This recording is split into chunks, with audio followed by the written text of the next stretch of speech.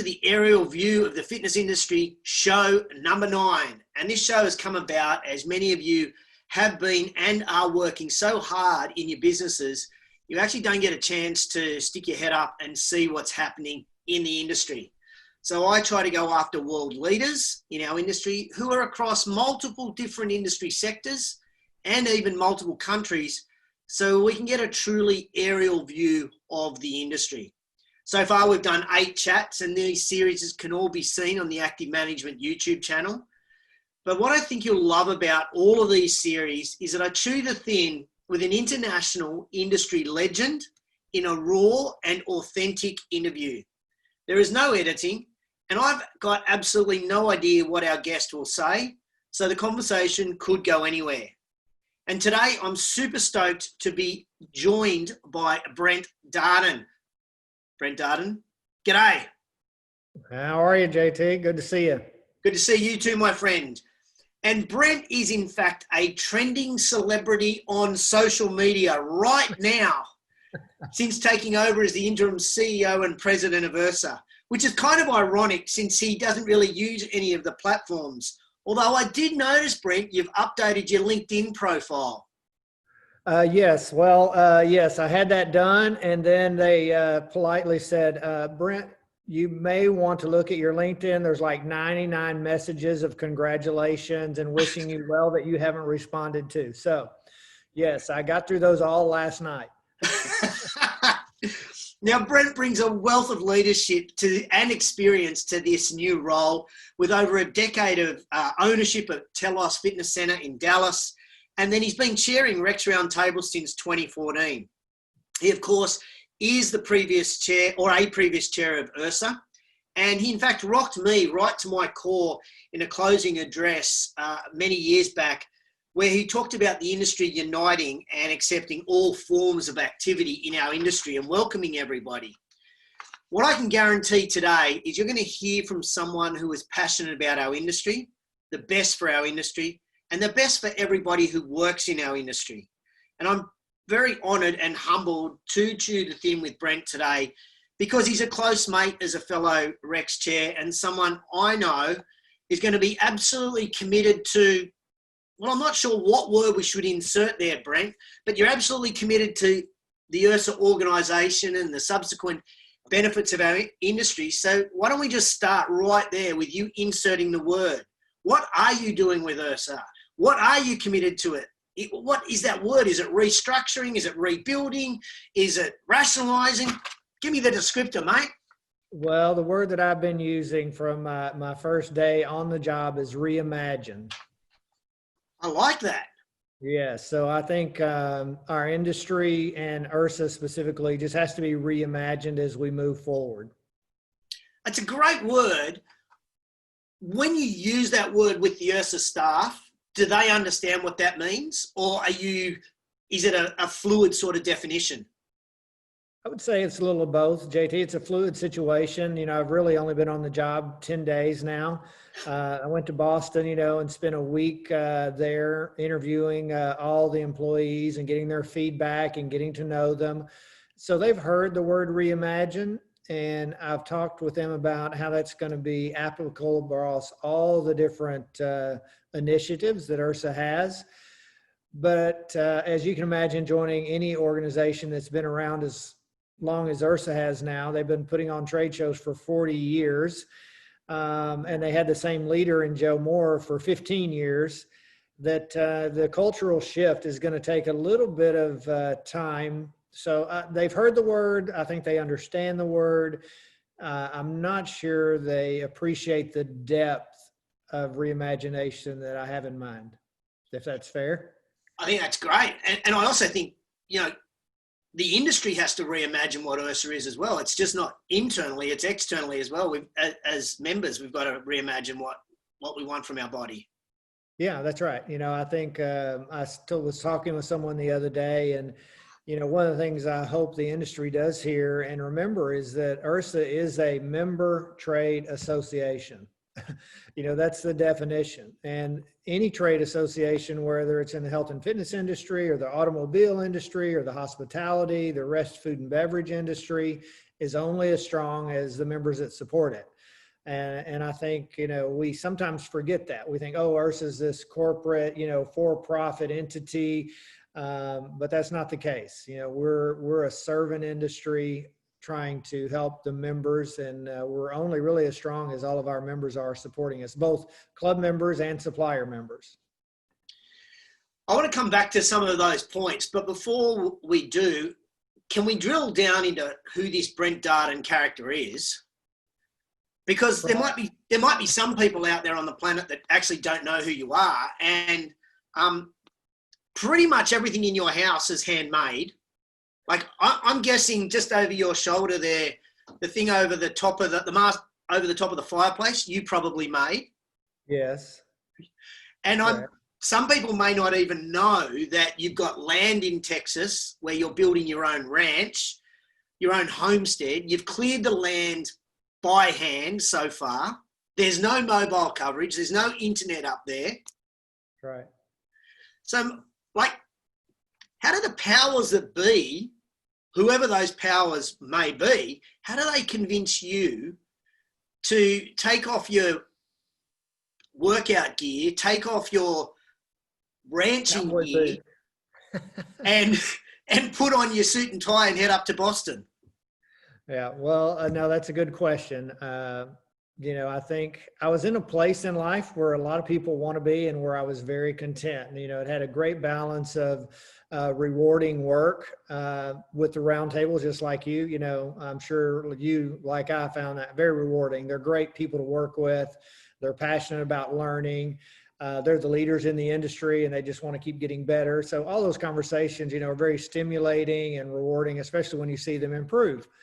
So I had that balance of rewarding work, and then I also had this sort of purposeful relaxation that you've been describing out in the country in rural Texas. Yeah, chopping down cedar trees and dragging brush and building a cabin that with timbers from the 1820s.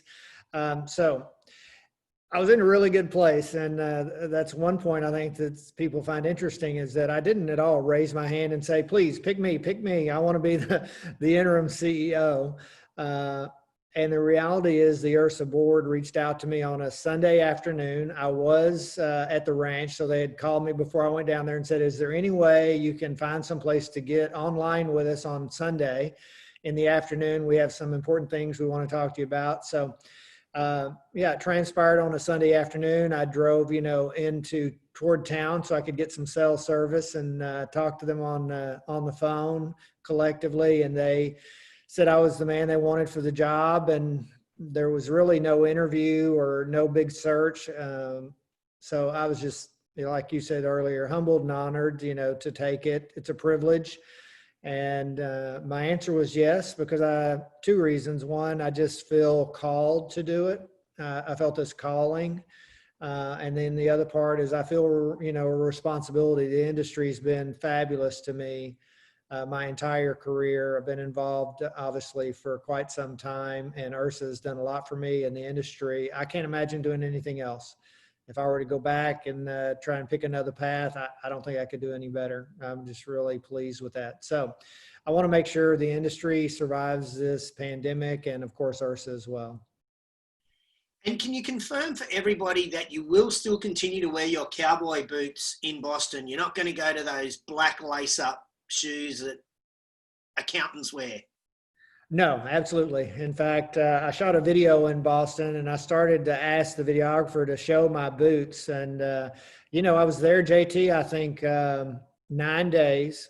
I never saw another person with cowboy boots on but me. What the hell? That's what I think. I think they're going to catch on. That's what I'm hoping. They're behind the times. They're going to see me and they're going to catch on and start wearing cowboy boots. But right now, I'm the only one. I've got a funny feeling that at the next face-to-face IHRSA event, IHRSA will have their T-shirts, they'll have their sweaters, and they'll have IHRSA cowboy boots as part of their merchandise. Oh, I like that idea, JT. Yes. Have everybody, come with their cowboy boots to the next convention. I like that. It's all about ancillary income. Now, you have committed publicly to doing this job for 6 months. I guess my first question is that a rubbery 6 months or is that a hard 6 months? Well, I don't know the term rubbery. I've never heard it used in this context, but I Oh, think you sorry, mean that's Australian for flexible. like flexible. Yes, I get that.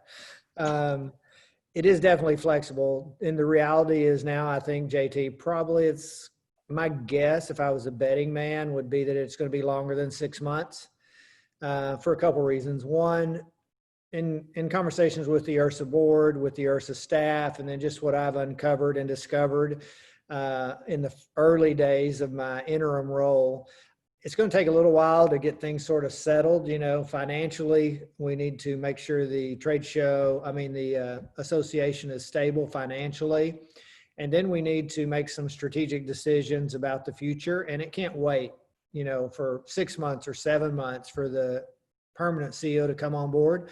We need to act decisively. We need to act promptly. Of course, we need to balance that that's thoughtful and purposeful, but decisions need to be made very quickly.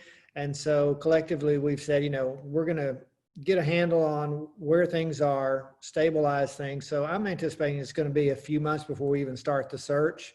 Yeah. And then I think we're going to do a really broad search to make sure we get the right person. John McCarthy was in the role 25 years, Joe Moore in it for 15 years. So it appears that it's a very stable job once somebody gets in. All the more reason we've got to make sure we get just the right person. But probably it's rubbery to at least 9 months, if that's my guess. It's interesting you mentioned both John and Joe there and their tenure. Because of the position that IHRSA's in, and I do want to ask you about kind of the priorities for you, but I guess because of the position that IHRSA's in at the moment, do you imagine perhaps that you're actually looking for two CEOs? You're kind of looking at one that's going to come in and reimagine the business for 3 to 5 years, and then potentially another CEO might come in at that 5 or 6 or 7 year mark to reimagine again. Is that something that you guys are already thinking about? No. Okay. Yep. No, we're just not that far yet. We haven't even put together a search committee yet. So we really have not had discussions about that. So I don't disagree with your thought process. We're just not that far into it. Again, I've been on the job roughly, 2 weeks. And we've got a lot of more pressing issues that we've got to resolve. Not only, making sure that IHRSA, stabilizes financially, because they're hurting, just like all the club members are hurting with shutdown, and then the suppliers are hurting because people aren't buying equipment. And that rolls up to IHRSA, which is also hurting, So we've got to get that situated a little bit first, JT. There must be just like a whole list of priorities, and you must kind of sit down and go, oh my God, where do I start? Where exactly do I start? What are the priorities? What are you thinking at this point? Yeah, I would boil it down to a couple of things. One, I would say, the first thing is that we want to, provide currently. So we need to make sure that we're still providing the sources to our customers, to our members that they're seeking. And then we need to secure the success for the association going forward. So what does that translate into as far as, really what you're kind of looking at? And I've already mentioned it several times. First, financial security. We need to make sure IHRSA is financially secure. And then second goes to this sort of reimagination of what IHRSA needs to be. And you were very gracious in mentioning a presentation I gave years ago about IHRSA being more inclusive with other Do you remember groups. that one? Do you remember giving that? I do, yes, absolutely. And unfortunately, we haven't made much progress on that, right? IHRSA is still the same association that it was when I gave that presentation on stage. That's going to change. And I remember that presentation because I remember you saying you're on the stage and you mentioned the C word. You mentioned CrossFit. You said that your son did CrossFit, and you said that Melanie your wife was working out in the lounge room watching DVDs and doing it with her friend, and that's part of our industry. And right. Those things just keep coming back and haunting me and saying, we're not just about health clubs, are we? It's right. So much more. Yeah, exactly. So that's part of the reimagination, frankly, JT, which is nothing earth-shattering, but it's a movement that we need to make to open our arms to a wider audience of people, because IHRSA has lots of really great resources that would benefit CrossFits, studios, martial arts facilities, budget clubs, uh, running clubs, cycling clubs. The list kind of goes on and on. So we need to look for some new partners that we can work with to expand our reach and also offer our services for sure. It's been interesting, during this pandemic, Brent, because we've had IHRSA, and then in order to get clubs open within the US, we've had state alliances. We've had many people kind of question the value of what I call peak bodies, like an umbrella body for our industry. In Australia, people have questioned the value of Fitness Australia. We've seen UK Active, and we've even seen some questions about the relevance of IHRSA. So I guess before asking kind of about IHRSA, this comes from actually a Graham who's in the UK, who's part of the active management community. And he kind of said, well, what is the relevance of peak bodies in our industry moving forward? Is there indeed, do we need these umbrella bodies, or as an industry, do we become, no offense intended, cowboys and just go out there and run our own race? No, I think more than ever, actually, we got to double down on these peak bodies, as you call them, not only here in the United States, but, because now there's alliances being formed in a lot of the states here in the US where we had some regional associations in the past, but that still covers a large region. And what we're learning through the pandemic is a lot of the decisions that are affecting the clubs through the pandemic are made at the state and local level, not at the national or federal level. And I know some of that is true as well around the world. So when we talk about these federations around the world, I think they play an even bigger role than ever before. So people shouldn't think they're becoming irrelevant. They should double down and make sure that they're supporting those organizations and becoming a part of them, because that's how we're going to multiply our efforts so that we can unite to make our voice louder all around the world about how we're an essential business and how we're part of the solution to the pandemic. We're not part of the problem, but the clubs are safe. And the more voices you have, the louder that voice gets. Do you think what the pandemic has kind of taught us about our industry is that we've been kind of sitting on our political hands, and we really haven't professionalized our image, I guess, is kind of the language that I would use, in the face of the government? No, no question. That's exactly right, JT. The pandemic's really kind of laid bare or laid open the brutal facts of reality, if you want to quote Jim Collins, right? I mean, it's opened up for everyone to see how we've fallen short as an industry. When the public perception lumps us in with bars, bowling alleys, entertainment, we know we're not in the right place, right? And we sort of have known that, for quite a long time. And we've talked about exercise as medicine and how we really want to be part of the solution to curb, physical inactivity and reverse the trend of obesity and help people achieve the well-being that they want in their lives. So we all know those things, but the reality is only roughly 20% of the population belong to gyms. That's an average sort of around all the different countries. Some are a little higher, some are lower, but only 20% of the population are finding that gyms are a good source to help them make these changes at all. So that voice out there, we think, wow, I can't believe gyms and health clubs are being portrayed so poorly by politicians, civil servants, and the media. But at the same time, there's only 20% of the population that really even cares whether gyms are open or not.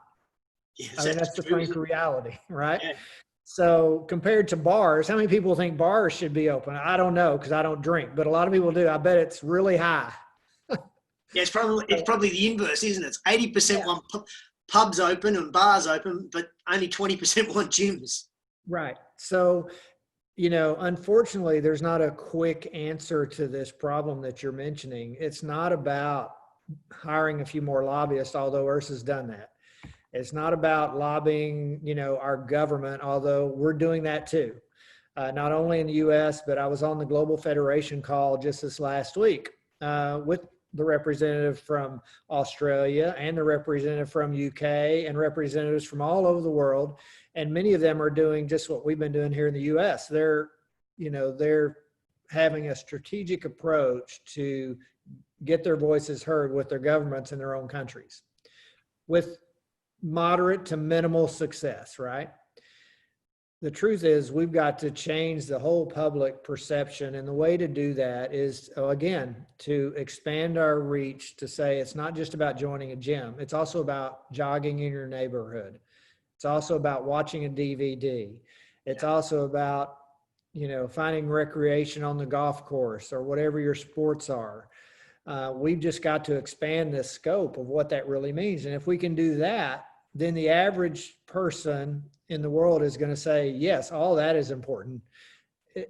The truth is, we'd all be hard pressed to find really anybody that would say being physically active is not good for you. Oh yeah. Right. I mean, nobody's saying that, not doctors, not politicians, not the general public. Everybody says physical activity is good for you. So that's not our challenge, but our challenge is we've narrowed the scope too much, I think.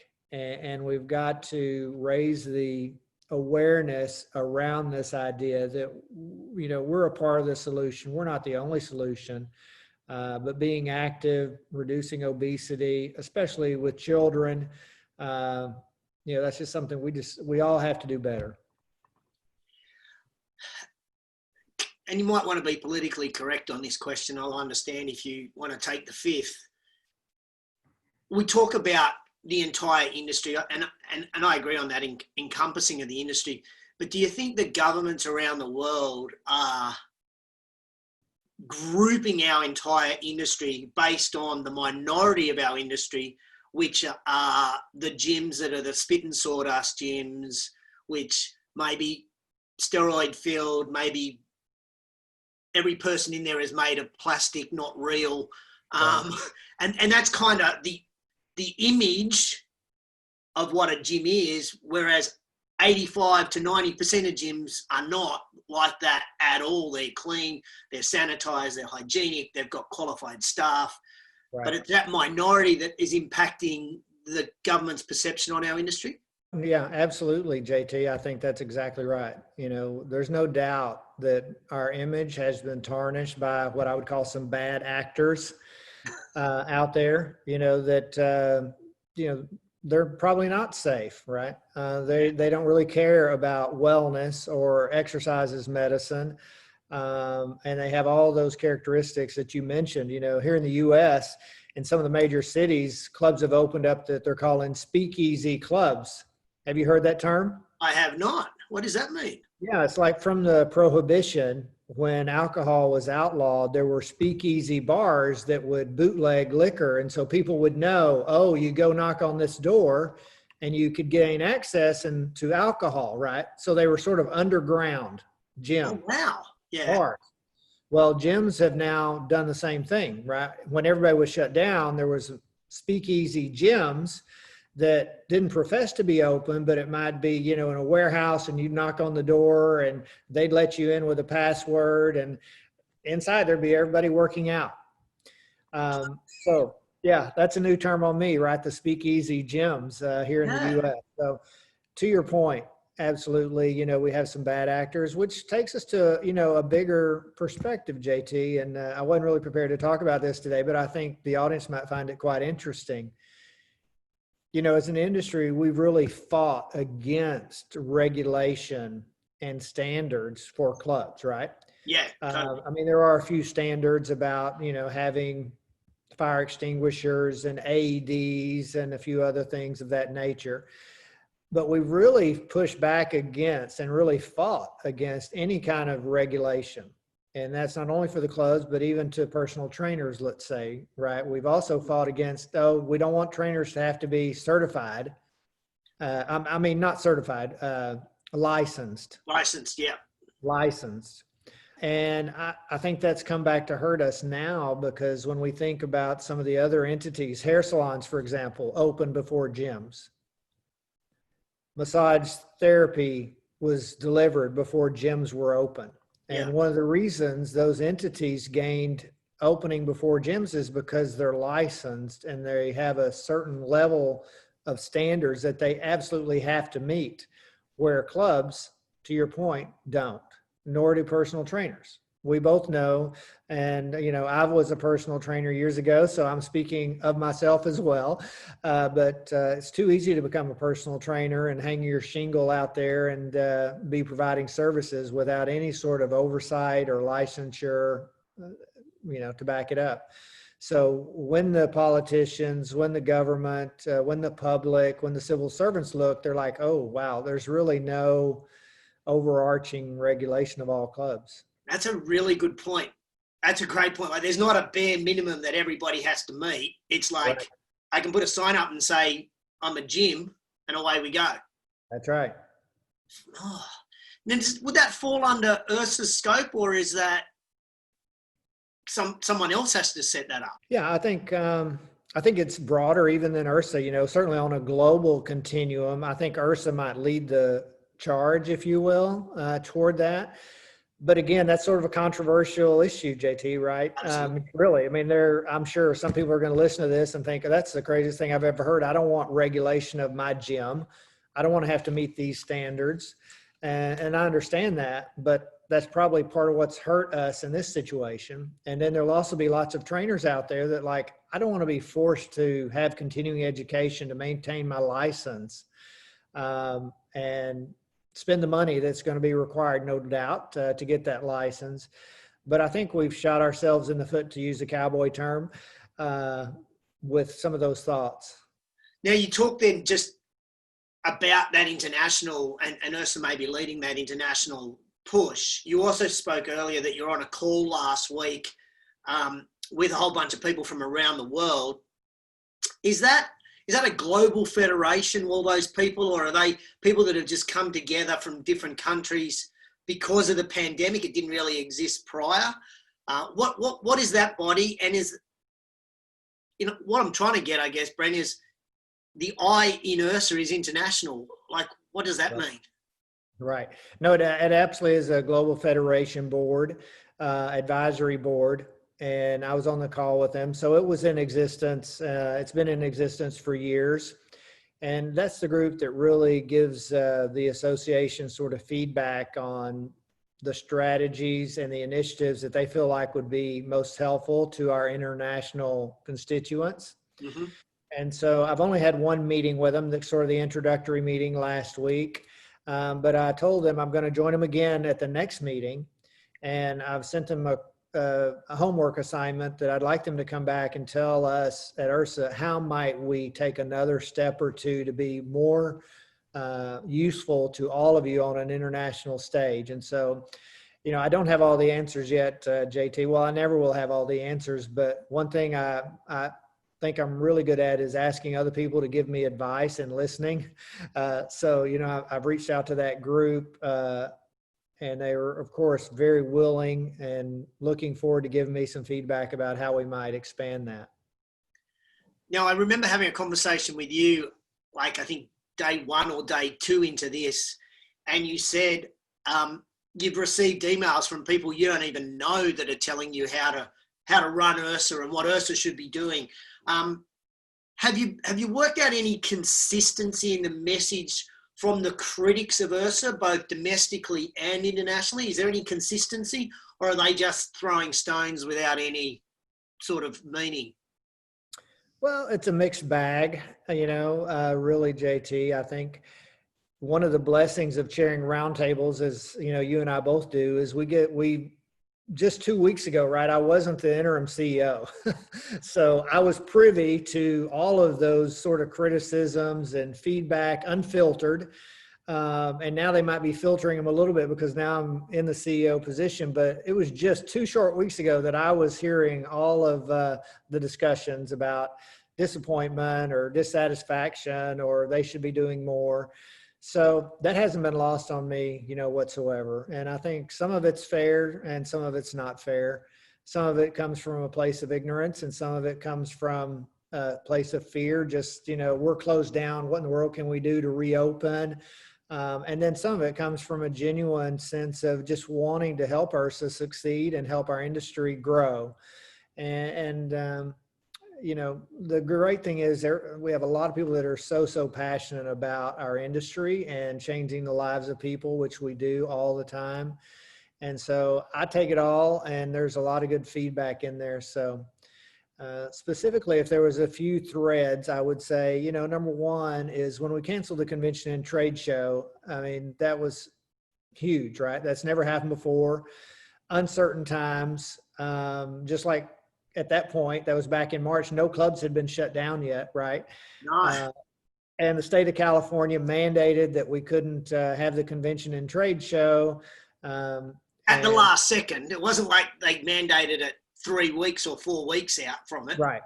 Right. So, there's some criticism there that IHRSA should have made the decision perhaps a little earlier than that. They were waiting on the state of California, and as soon as they heard that, then they canceled the convention and trade show. But in hindsight, looking back, of course, IHRSA should have, maybe seen the writing on the wall or read the tea leaves a little sooner and made some decisions, and that would have helped everyone. So that's one. And then second, I think, there was a little bit of a recovery period for the association. One thing that some people forget, especially through the shutdown, I'll talk about the United States because that's the one I'm the most familiar with, JT. Sure. But, clubs really started being shut down, and now some of them have been shut down for 3-4 months. IHRSA's never shut down, right? So although clubs were shut down and they laid off employees and closed their doors, the IHRSA team was still working behind the scenes to recover from the convention and trade show, and then very quickly sort of pivot to this new request from everyone to provide, great information about how to deal with shutdowns. And so, the pivot maybe could have occurred a little faster, but once again, it's new day, it's uncharted territory. And I'm really proud, and I thank you for mentioning that earlier, that IHRSA's sort of people are really impressed with what IHRSA has done over the last several months as far as resources to help people as they continue to come out of reopening and preparing for the future. Yeah, I think I agree with you there, Brent. I would say IHRSA were late to the party with content, but when they came to the party, oh my God, they brought the balloons, the presents, all the party stuff that you needed, because the content that they have supplied over the last 6 months has been nothing short of phenomenal. And the IHRSA team must just be exhausted as owners are around the country, just trying to deliver support for them. Yeah, no, that's definitely right. They've been working overtime, and so have the IHRSA board, by the way. They've been doing yeoman's work behind the scenes, countless hours and energy, supporting the IHRSA staff and helping to make adjustments about the future that we want to move toward. And it's really exciting. It's both for me already, just after 10 days, it's exhilarating and energizing, and it's also exhausting, right? There's so much to do, and there's so much I want to do, that it just totally excites me about the future that we're going to realize together. So I guess what is the message that you want to be able to give to people watching today who are members? What, like surely they can't expect miracles from you or the IHRSA board or the IHRSA staff in the next 90 days, but kind of what's the message that you want to give? Well, I think, it's several things, but I'll start with this. First of all, we want all of them to know that we realize that our industry is hurting, right? The clubs have been shut down, and during that there was employee layoffs, employee furloughs, members canceling at record levels, lots of members going on freeze and being reticent to come back off freeze. And then on top of that, you've got this sort of reduced spending on capital expenditures, including, oh, by the way, purchase of new exercise equipment, which hurts all of our supplier members. But probably the biggest disheartening thing of it all was this whole public portrayal of clubs as non-essential, right? Just not even in the consideration of being part of the solution, but instead being unsafe and not really relevant in sort of this continuum of healthcare. And so that was the big thing, really. Yeah, that makes sense. I'm just going to find something on my phone. I want to read you this because as we talk about, people that are criticising associations, and this actually was posted by, you'll love this, the North Queensland Cowboys, which is an Australian rugby league franchise. Okay. Who have not had a terribly successful year. And they say, we understand the season has been frustrating and disappointing for everyone. What you see is a team that hasn't won in a while and some people who sometimes make mistakes. Then they go on and blah, blah, blah, blah, blah. We are thankful for those who have stuck by us, supported us and showed faith in us. Blah, blah, blah, blah, blah. Our simple rule is this, and I love this phrasing.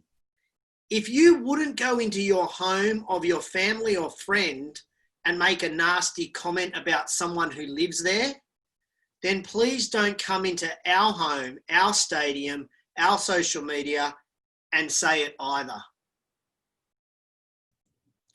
And that's I love pretty that. Great talk.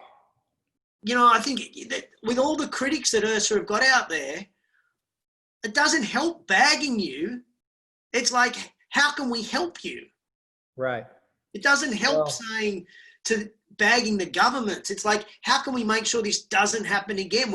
We actually have got to enlist, I think, the support, the volunteers of everybody in our industry to make a change. Would you agree with that? Oh, absolutely. And JT, this is probably something I feel, I don't know what the words are, but there's just an truly overwhelming sense of support for me since I've taken on the role as interim chairperson, not just from club members, not just from REX members, but also from suppliers, people internationally, people locally. I got a list, just to give you a little inside scoop, I asked the IHRSA staff, give me a list of the top 15 or so most unhappy suppliers because of the trade show cancellation.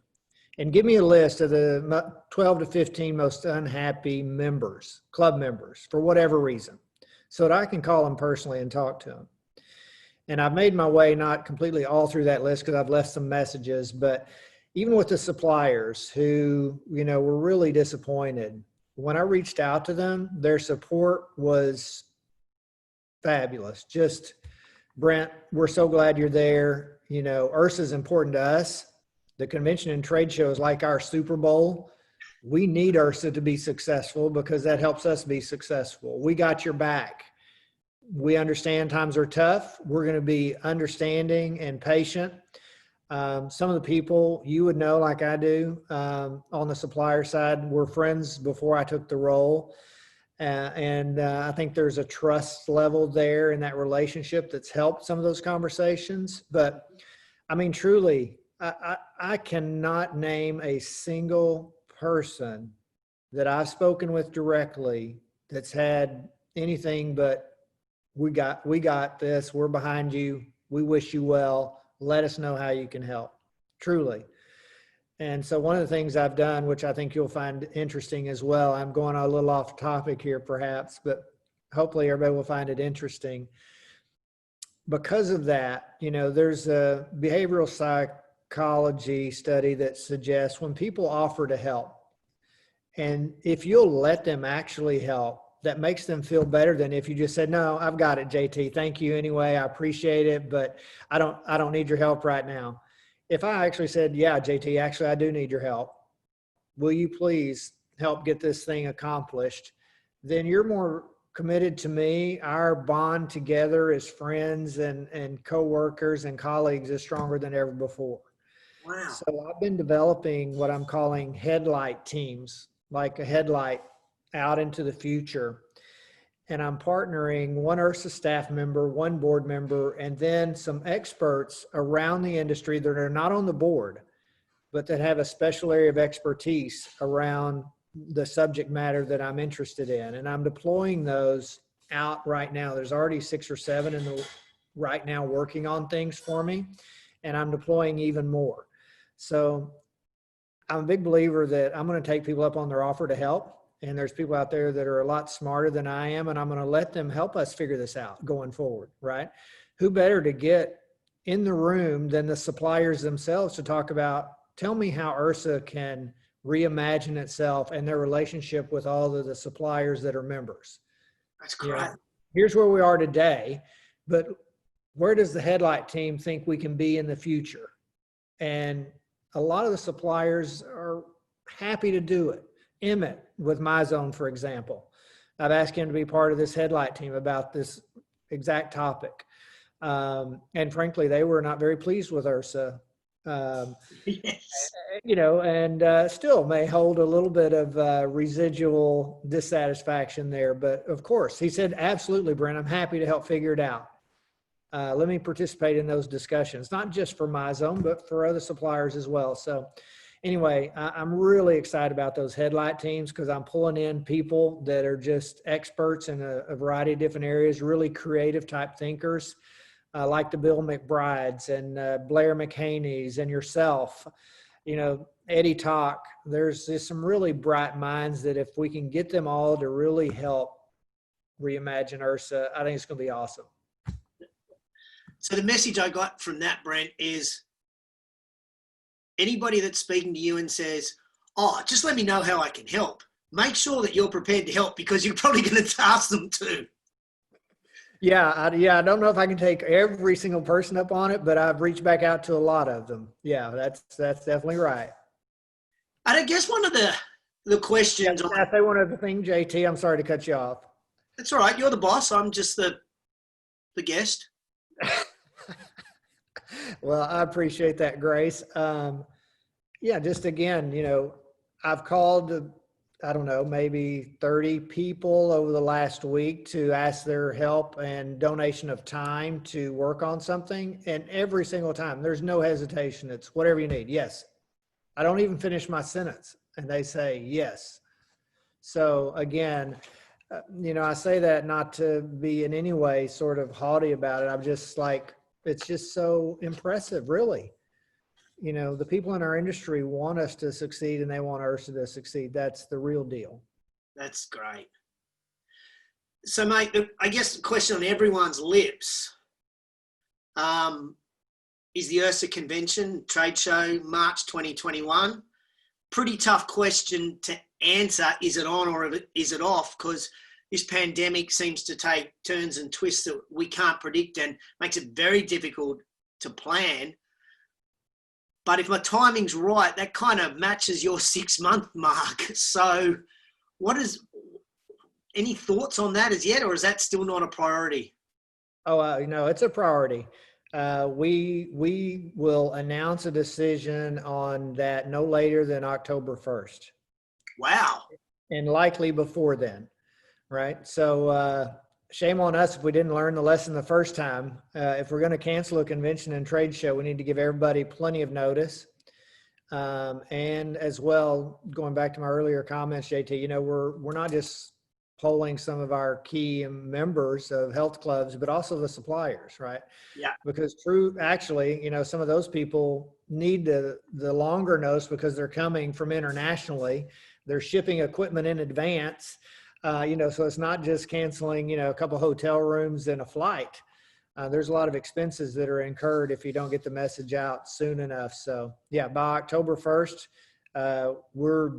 that's very near the top of our list to let everybody know how that's going to transpire. And if there is anyone watching today that would like a San Diego Padres hat, I know Eddie Tock from REX Roundtables, because of the late pulling out of IHRSA's event last year. I know he's got a couple of hundred of them, hasn't he, Brent, that he's trying to give away? Yeah, I think T-shirts and hats, or maybe both. Yes. Yep, T-shirts or hats. So just let us know and we'll get you in touch with Eddie and he can get you a T-shirt and a Padres hat. Right. Okay, so this is my last question for you. It's a three-pronger though. Oh, man. So first one, what do you want to say, or what do you expect to say to IHRSA members in 180 days? At the end of your 6-month tenure that we've already discussed, could be a bit rubbery. What would you like to be able to say to the IHRSA members at that point? Yeah, one of the terms that we've used on some of the roundtables, JT, and I know you've heard this, is light speed learning is happening, right? We're getting information, we're sharing it, we're all learning from it and absorbing it and then applying it and executing on it very quickly. Light speed execution. And I think that's one thing I would say, because I'm multiplying efforts with all these teams that I'm deploying who are going to come back and make recommendations about this future of IHRSA. I think in 180 days, it's going to be quite a different vision and perception that people have of what IHRSA is all about. I really do. And that's one of the things that's just so exhilarating is, there's a lot of great minds and they're applying themselves with a little bit of direction.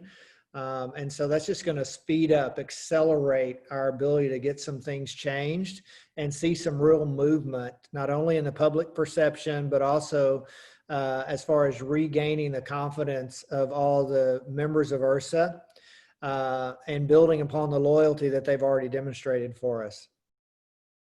What do you say in 90 days? 90 days. Let's see. That'll put us, close to the end of the year. Yeah. Probably just a shorter version of that. I think there'll be some solid, visible evidence of change and reimagination, even in 90 days. And if you have me back on again, then I'll be happy to go over some of those things that have happened because I feel that confident that we'll get it done. Some of those will be around the international component. Some of those will be around the Industry Leadership Council, which we're working on right now to rename that and reposition that.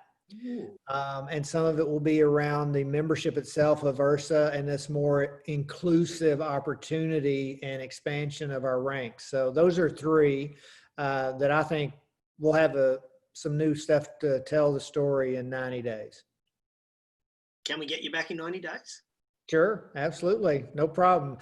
And I do want to say that's not all me, right? In 90 days, there's an IHRSA board that's working. There's an IHRSA staff hard at work.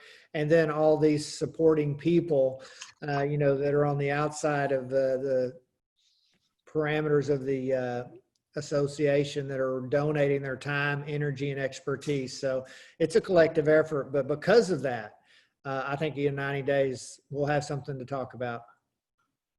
And I think that's a really important point that you make, Brent. I've been involved on many industry bodies, and I think some people forget that as board members, it is a voluntary role. There's no money changing hands. Right. And so, yes, there's an IHRSA staff, but there is also a whole bunch of people that are volunteering to help and give their time and their energy to the betterment of the industry. And I want to just say thanks to the IHRSA board for their time and energy that they're giving. And I also want to say thanks in advance to all of the people that you're going to tap on the shoulder to be in the headlight groups. I think that's a great initiative. But I want to say thanks to those people because without them, we can't have a headlight. We're just going to be a light. Right. No, that's exactly right. There's a lot of people that are on board and helping move the ball forward, if you will. But there's also a sense of energy. I think if you interviewed the board members, JT, Carrie Keppel, who's the acting chairperson right now, she keeps saying all the time, man, there's just this good vibe, even though we're coming out of the pandemic, and clubs are beginning to reopen, and some of that's not happening as fast as we want. But nevertheless, there's a sort of a surge of energy and sort of a positive vibe about, the possibilities of the future. It sounds like an Apple ad. You've got Reimagine and possibilities of the future. We put it all together. If we could be just a quarter as successful as Apple, we'll be on fire. Amen to that. Right. Mate, I want to thank you so much. I know it's Sunday night over there in Dallas, and I know I could hear Melanie in the background cooking going and probably going, Brent, that roast dinner's starting to burn. Get off the phone.